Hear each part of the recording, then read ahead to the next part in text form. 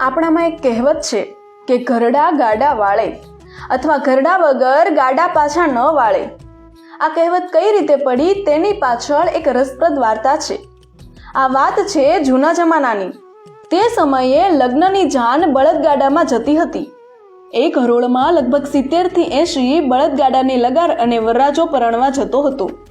ત્યાં કન્યા પક્ષના લોકો તેમનું સ્વાગત કરે અને 4 થી 5 દિવસનો સમારોહ હોય ત્યાં સુધી તેમની મહેમાનગતિ કરે, પછી રંગે ચંગે વિદાય કરે.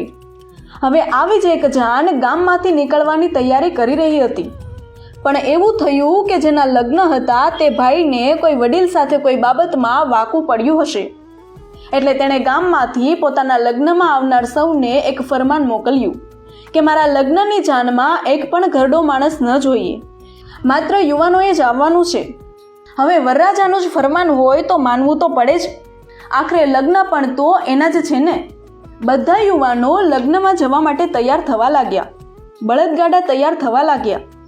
તે સમયે જાનમાં જે બળદગાડા જતા હતા તે ખુલ્લા નહોતા જતા. પાછળ ગાડાને કવર આપવામાં આવતું. વર્ષની અર્ધચંદ્રાકાર કમાનો બાંધી તેની ઉપર કપડું બાંધવામાં આવતું, જેથી લાંબી મુસાફરી દરમિયાન ટાઢ તડકો ન લાગે. રાતવાસો કરવાનો થાય તો એમાં સૂઈ પણ શકાય એવી વ્યવસ્થા હોય. તેને વેલ કહેવામાં આવે. આમ જાનમાં જવા માટે સૌ તૈયાર થયા. તે દરમિયાન એક ભાઈને માં નહોતી, કેવળ પિતા જ હતા. પિતાને એકલા ઘરે મૂકીને જવામાં તેનું મન ન માન્યું. તે પોતાના પિતા સાથે ઘરે રોકાવા માંગતો હતો, પરંતુ તેના પિતાએ કહ્યું કે બેટા, તું જ ગાડું તૈયાર કર, હું પણ સંતાઈને તારી સાથે આવીશ, જેથી તારો શોક પણ પૂરો થાય અને મને એકલો અહીંયા મૂકીને જવાનો તને અફસોસ પણ નહીં થાય. આખી જાનમાં માત્ર યુવાનો જ હતા. પેલા ભાઈના પિતા પણ છુપાઈને કોઈને ખબર ન પડે એમ ગાડામાં બેસી ગયા. આમાં સંઘ ચાલતો રહ્યો. જાન 3 દિવસે કન્યાને ત્યાં પહોંચી ગઈ. કન્યા પક્ષના લોકોએ ખૂબ સરસ રીતે આગતા સ્વાગતા કરી, પરંતુ જ્યારે એમને ખબર પડી કે જાનમાં એક પણ વૃદ્ધ વ્યક્તિ નથી આવ્યો, ત્યારે તેમને ઘણું આશ્ચર્ય થયું. 4 દિવસની રસમો પૂર્ણ થયા બાદ કન્યા વિદાયનો સમય થયો. એવામાં કન્યા પક્ષના લોકોને વર પક્ષની પરીક્ષા લેવાનું મન થયું.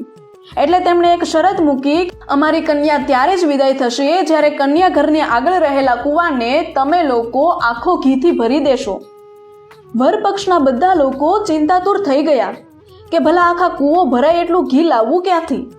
પછી તો બધા યુવાનોએ એક જગ્યાએ ભેગા થઈ ચર્ચા વિચારણા કરવા માંડ્યા કે હવે શું કરવું. ઘણા લાંબા વિચારને અંતે પણ તેમને કોઈ ઉકેલ ન મળ્યો. જો આ શરત પૂર્ણ ન કરે તો કન્યા પિતાના ઘરે જ રહી જાય, જાન સાથે આવે નહીં. અને જો એવું થાય તો વરરાજાની આસપાસના સૌ ગામમાં ઇજ્જત કોડીની થઈ જાય. એટલે કન્યા વગર તો પરત ફરાય જ નહીં, અને અહીંયા પણ કેટલા દિવસ રોકાવું. આખરે કંઈ જ ન સૂઝતા તેઓ લાચાર થઈ ગયા. તેમણે કન્યા પક્ષના લોકોને કહ્યું કે કંઈક ઉપાય થઈ શકે ખરો? હા, થઈ શકે ને.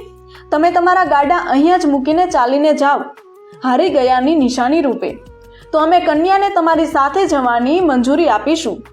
આ શરત તો કોઈ કાળે મંજૂર ના કરી શકાય એમ લાગતા સૌ યુવાનો ઘી એકત્ર કરવા માટે શું શું થઈ શકે એ વિચારવા લાગ્યા. આ દરમિયાન પેલો યુવાન જે પોતાના પિતાને સંતાડીને સાથે લાવ્યો હતો એ પણ ચિંતાતુર દેખાતા તેના પિતાએ તેને પૂછ્યું કે શું થયું બેટા, જાન ઉઘલાવવામાં આટલી વાર કેમ લાગી રહી છે અને તું આમ એટલો ઉદાસ કેમ છે? શું થયું, મને વાત તો કર. છોકરાએ આખી વાત વિગતવાર પોતાના પિતાને કહી. પિતા બોલ્યા, બસ આટલી જ વાત? તો વરરાજાને જઈને કહે કે આ સમસ્યાનો ઉપાય છે, પરંતુ ઉપાય મારા પિતા પાસે છે, જેમને છુપાવીને હું અહીંયા લઈ આવ્યો છું. પરંતુ એમની પણ એક શરત છે જેના વિશે તેઓ ખુદ કહેશે. દીકરો ડરતો ડરતો ગયો અને બધાને વાત કરી. પહેલા તો સૌ તેના પર ગુસ્સે થયા અને પછી કહ્યું કે તો તારા પિતાને બોલાવ, જોઈએ તેઓ આ સમસ્યાને કઈ રીતે સુલઝાવે છે. છોકરાના પિતા આવ્યા અને પોતાની વાત રજૂ કરી કે મારી શરત આ મુજબ છે, આજ પછી ક્યારેય ઘરડા લોકોનું અપમાન ના કરવું, તેમની વાત હંમેશા માનવી. જો મારી આ વાત મંજૂર હોય તો ઉપાય કહું. જીવ પર આવેલો વરરાજો બોલી ઉઠ્યો કે ભલે, તમે કહો છો એમ જ થશે. હવે તમે આ સમસ્યાનો ઉકેલ જણાવો જલ્દી. ત્યારે વડીલ બોલ્યા કે હું એક કન્યા પક્ષના લોકો સમક્ષ જ જણાવીશ. હારેલા થાકેલા વરરાજા પાસે બીજો કોઈ વિકલ્પ નહોતો, એટલે તેણે પણ મંજૂરી આપી. પછી સૌએ વડીલની આગેવાનીમાં કન્યા પક્ષના લોકોને મળવા ચાલ્યા. જાનૈયાઓ સીધા જ કન્યા પક્ષના લોકો સમક્ષ પહોંચી ગયા. એટલે વડીલે કહ્યું કે અમને વર પક્ષનાને તમારી શરત મંજૂર છે. અમે આખા કૂવાને ઘીથી ભરી દઈશું, પરંતુ સામે અમારી પણ એક શરત છે કે અમને કૂવો તદ્દન ખાલી જોઈએ. જો તમે કૂવાને ખાલી કરી દો તો અમે એને ઘીથી ભરી દઈશું. કન્યા પક્ષના લોકો ખુશ થઈ ગયા અને કહેવા લાગ્યા કે આ તમારી પરીક્ષા હતી. અમારે જોવું હતું કે તમે લોકો કેવી રીતે એનો ઉકેલ મેળવો છો. બાકી કૂવો કઈ ઘીનો થોડો ભરાય. પછી તો વરરાજા અને બીજા જુવાનિયાઓએ મળીને વડીલને ઉંચકી લીધા. ત્યારબાદ કન્યા પક્ષના લોકોએ વર પક્ષનાને અનેક ભેટ સોગાદો આપી અને રંગે ચંગે વિદાય આપી. બસ ત્યારથી જ કહેવત પડી ગઈ છે કે ઘરડા વગર ગાડા પાછા ના વળે. વડીલો સમસ્યા નહીં, ઉપાય છે. વડીલો જવાબદારી નહીં, તમારા અસ્તિત્વનું કારણ છે. આપણા સૌ વડીલોને વંદન સહ. જો તમને અમારો વિડીયો પસંદ આવ્યો હોય તો વિડીયોને લાઇક અને વધુમાં વધુ શેર કરો તથા અમારા ફેસબુક પેજને ફટાફટ ફોલો કરી દો. ધન્યવાદ.